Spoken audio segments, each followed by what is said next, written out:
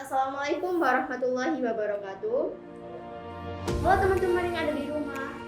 Kembali lagi di podcast episode kedua dengan saya Sela Sagita Cahyarani yang bakal nemenin kalian di beberapa menit ke depan. Podcast kali ini dengan tema PPDB semasa dan mengapa sih kita harus memilih semasa? Oh ya, kali ini saya tidak sendirian. Saya bersama narasumber yang sangat populer di SMA Negeri 1 Pasuruan. Beliau mengajar di bidang matematika peminatan sekaligus sebagai bapak kesiswaan. Udah tahu kan siapa beliau? Kalau kalian belum tahu, yuk kenalan dan berdialog dengan beliau di podcast kali ini. Halo Pak Imam. Assalamualaikum. Waalaikumsalam Pak Bella. Gimana Pak kabarnya? Alhamdulillah baik. Oh ya, mungkin Bapak bisa sapa dulu ke teman-teman yang lagi nonton kita nih. Makasih. Selamat siang semuanya pemirsa di rumah. Assalamualaikum warahmatullahi wabarakatuh. Saya Pak Imam. Saya bertugas di SMA Negeri 1 sebagai guru matematika dan diberi amanat oleh Bapak Kepala Sekolah untuk membantu beliau dalam bidang kesiswaan. Dan pada kali ini saya juga diberi amanat oleh beliau untuk menjadi ketua panitia PPDB di SMA Negeri 1 Pasuruan tahun ajaran 2020-2021.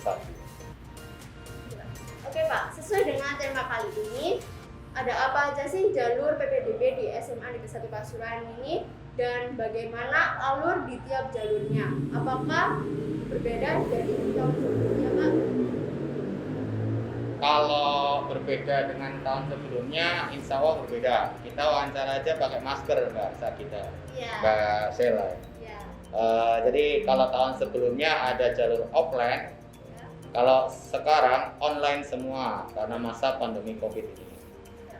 Ada 5 jalur masuk semasa. Yang pertama adalah afirmasi untuk keluarga miskin, untuk distribusi kewilayahan 1%, kemudian untuk keluarga guru. Yang kedua adalah perpindahan tugas orang tua untuk anak kandung tenaga kesehatan yang menangani COVID di Rumah Sakit Rujukan COVID Jawa Timur, untuk anak kandung guru atau tenaga kependidikan, dan untuk profesi lain, anak kandung profesi lain yang karena tugas orang tua seperti kepolisian, TNI, hakim, jaksa, anak kandungnya ikut juga pindah sekolah. Kemudian jalur yang ketiga adalah prestasi lomba. Prestasi lomba yang diraih selama di SMP mulai dari kelas 7 sampai kelas 9. Bisa prestasi akademik maupun non-akademik yang dibuktikan dengan sertifikat kejuaraan. Jalur yang keempat adalah zonasi yang mengukur jarak domisili dengan sekolah yang dituju. Jalur yang terakhir adalah prestasi gabungan, nilai rapot semester 1 sampai semester 5, 4 mapel, matematika, IPA, bahasa Indonesia, bahasa Inggris, itu bobotnya 70%, dan 30% adalah untuk nilai UN tahun lalu SMP asal. Dari gabungan itu mendapatkan nilai akhir, yang nilai akhir ini diperjuangkan untuk memperebutkan kursi di SMA negeri di Jawa Timur. Jadi ya Pak? Iya. Nah, Pak, misalkan nih kalau saya mendaftar di suatu sekolah dengan jalur prestasi tapi di akhir saya tidak diterima Pak. Nah, apa yang harus saya lakukan? Saya harus tetap di sekolah tersebut tetapi berbeda jalur atau bagaimana Pak? Mungkin yang dimaksud Mbak Sela adalah prestasi lomba ya? Iya Pak. Prestasi lomba itu ada di tahap pertama. Tahap pertama bersama afirmasi dan pindah tugas orang tua. Untuk prestasi lomba kuotanya hanya 5%. 5% dari pagu masa yaitu 252. Nah, apabila kalian masuk jalur prestasi lomba kemudian kalah bersaing dengan yang lain karena hanya 5%, maka kalian bisa mengikuti tahap kedua yaitu tahap zonasi. Apabila berjuang di tahap zonasi juga masih belum bisa masuk, maka bisa langsung ikut juga di tahap yang ketiga yang terakhir, yaitu prestasi gabungan rapot dan UN dengan PIN yang sama. Itu ya Pak. Nah Pak, kalau misalkan kita kembali ke masa lalu nih, kayak di 2019, nah itu daftar ulang dilakukan secara offline. Nah, lain hal dengan tahun 2020 ini yang lagi pandemi, semua dilakukan secara online.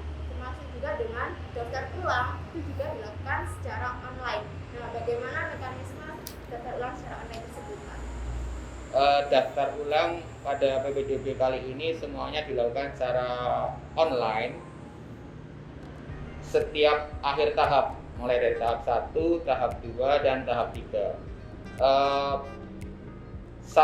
Siswa baru yang diterima di tiap-tiap tahap itu diberi kesempatan sekitar 2 hari untuk melakukan daftar ulang secara online. Daftar ulang tata caranya cukup buka ppdb.jatim.net, kemudian nanti dengan input dengan username PIN dan mungkin NISN atau nomor UN. Kemudian untuk daftar ulang hanya diberi 2 opsi, yaitu icon daftar ulang dan icon mengundurkan diri. Kalau kalian lanjut masuk ke semasa, klik daftar ulang.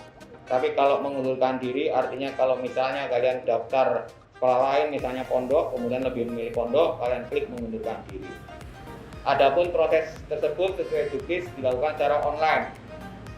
Tidak ada proses berkumpulnya siswa baru atau mungkin orang tua siswa baru ke sekolah ini bertemu dengan PPDB. Tunggu instruksi dari pusat terkait itu ya, terkait daftar ulang, entah itu informasi tentang seragam atau informasi tentang kegiatan-kegiatan yang ada di sekolah kita. Jadi tunggu instruksi pusat. Adapun terkait daftar ulang hanya online saja lewat ppdb.jatim.net. Oh, jadi begitu ya Pak? Ya. Gimana nih teman-teman? Udah pada paham belum? Ya, kalian jangan kemana-mana dulu ya, karena saya dan Bapak Imam akan lanjut membahas kenapa sih kita harus memilih semasa sebagai sekolah tujuan kita. Sesaat lagi ya. Kembali lagi di podcast kedua kali ini dengan tema PPDB Semasa dan mengapa sih kita harus memilih semasa. Sesuai dengan janji tadi nih, saya akan mengajak teman-teman untuk membahas seperti apa sih semasa itu. Langsung aja ya Pak. Ya. Terkait dengan jalur SNMPTN. Dari seluruh SMA di Kota Pasuruan, semasa itu sekolah yang paling banyak berhasil lolos jalur SNMPTN. Nah, itu apakah berdampak atau berpengaruh terhadap citra dari sekolah ini, Pak? Ya, terima kasih. Untuk SNMPTN adalah jalur resmi masuk perguruan tinggi negeri ya, mendapatkan kursi kuliah tanpa harus berjuang melalui tes. Mereka yang masuk jalur itu harus berlomba-lomba hanya seleksi rapot sama seleksi prestasi selama mereka berada di semasa, mulai dari semester 1 sampai semester 5. Mereka yang sudah masuk telah berjuang keras untuk mendapatkan prestasi tersebut. Dan alhamdulillah dari SMA di Kota Pasuruan semasa menyumbang 36 siswa lulusan sekarang diterima di PTN Negeri S1 melalui jalur ini SNMPTN. Perjuangan mereka dimulai dari tentu saja karena kita akreditasi A, sekolah kita akreditasi A, artinya 40% dari lulusan sekolah kita, sekolah semasa itu berhak untuk daftar di jalur SNMPTN.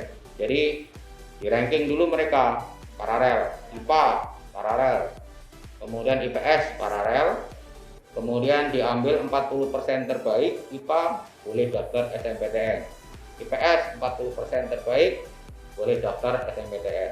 Mereka memilih 2 jurusan di PTN, kemudian tunggu seleksi dari PTN tersebut. Nah, alhamdulillah mereka diterima. Tentu saja perjuangan mereka tidak hanya berjuang lewat nilai rapot saja, Mbak Sheila, tapi sertifikat kejuaraan, aktivitas mereka selama di semasa yang dituangkan dalam sertifikat ya, itu menjadi nilai plus lain. Selain nilai rapot, ada sertifikat misalnya Olimpiade KSN misalnya ya, atau OSN, Olimpiade literasi, Olimpiade penelitian, kemudian olahraga dan seni serta organisasi. Itu bisa bisa diunggah sebagai bahan pertimbangan masuk ke SNMPTN selain nilai rapot. Untuk siswa-siswi yang lolos di jalur SNMPTN itu, apakah siswa-siswi dari kelas 12 SMA atau hanya 2 tahun saja itu bisa lolos, Pak? Oh iya, untuk SNMPTN kali ini spesial karena tahun ini semasa tahun pertama meluluskan kelas percepatan dari SKS. Sebanyak 16 siswa kelas percepatan SKS lulus bersama siswa reguler 3 tahun. Jadi total kita ada 266 yang sudah lulus tahun ini, 16 diantaranya dari kelas percepatan. Dari 16 anak percepatan, alhamdulillah 9 anak kelas percepatan ini masuk lewat jalur SNMPTN. 1 diantaranya sudah bisa sudah mendapat kursi di kedokteran, pendidikan kedokteran UNED. Ya, itu kebanggaan dari kami. Terkait kelas percepatan ini, karena SMA 1 ini hanya satu-satunya SMA atau mungkin SMK juga yang menyelenggarakan program SKS, satu-satunya di Kota Pasuruan, sehingga ada kelas percepatan tersebut. Nah, rasa solidaritas yang tinggi antar warga SMA Negeri Pasuruan membuat sekolah ini menjadi sekolah ramah anak. Nah, bagaimana tanggapan Bapak terkait dengan hal tersebut? Sekolah ramah anak mengandung arti bahwa sekolah kita semasa itu dinilai layak oleh pemerintah pusat untuk mendapat predikat tersebut. Sekolah ramah anak indikatornya adalah memenuhi hak-hak anak. Kemudian tidak ada kekerasan di antara siswa-siswanya, baik satu tingkat atau mungkin kakak kelasnya dengan adik kelasnya, atau mungkin siswa dan guru, atau mungkin guru dan guru. Jadi ramah anak bukan ya selain komunikatif dengan anak, kemudian juga tidak ada kekerasan, tidak ada senioritas, ramah, solidaritas, gotong royong dan lain sebagainya. Sehingga kalau ada masalah atau ada suatu masalah kita tanggung bersama. Itulah predikat dari sekolah kita semasa sekolah ramah anak. Iya, Pak. Jadi Pak, mungkin Bapak bisa memberikan kesan-pesan terhadap podcast kali ini dan juga motivasi kepada adik-adik SMP yang akan memilih sekolah tujuan. Silakan Pak. Kita punya slogan semasa itu prestasi. Semasa itu prestasi. Prestasi itu perlu diraih. Untuk meraih prestasi perlu perjuangan.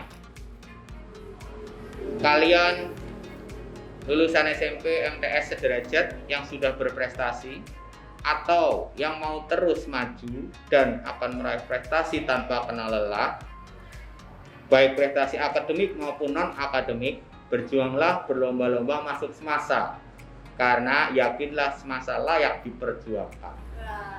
Semangat ya teman-teman. Oke Pak, terima kasih banyak Bapak Imam yang sudah menemani saya dalam podcast kali ini dan semoga Bapak sehat selalu ya Pak. Amin, terima kasih. Baik teman-teman, jadi PPDB di semasa ini ada jalur zonasi, jalur afirmasi, jalur prestasi, jalur perpindahan tugas orang tua, dan jalur hasil rata nilai raport SMP mulai dari semester 1 hingga semester 5, dan juga hasil ujian nasional tahun lalu atau tahun 2019. Nah, mengapa sih kita harus memilih semasa? Kita harus memilih semasa karena semasa merupakan salah satu SMA di Kota Pasuruan yang menerapkan sistem SKS atau sistem kredit semester, dan juga sekolah tersebut juga mendapat gelar ramah anak dan juga sudah terakreditasi A. Jadi di tahun 2020 ini sebanyak 36 siswa berhasil lolos di jalur SNMPTN. Dan tidak hanya itu, semasa juga gudang prestasi teman-teman, baik di bidang akademik maupun non akademik. Menarik bukan?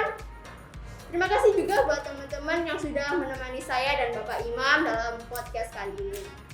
Semoga ini bisa menjadi referensi buat kalian yang masih bingung memilih SMA di Kota Pasuruan. Di sini saya akhiri, maaf bila ada salah kata. Wassalamualaikum warahmatullahi wabarakatuh. Sampai jumpa di lain waktu. Bye bye.